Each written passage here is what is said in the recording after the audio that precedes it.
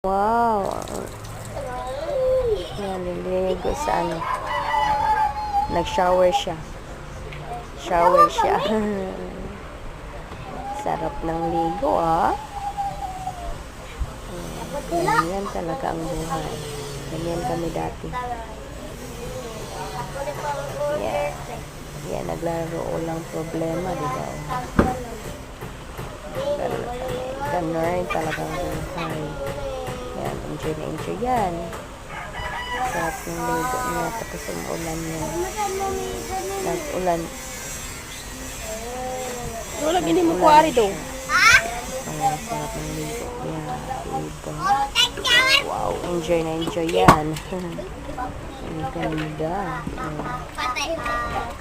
Hindi mo kalayan. Naglagay na.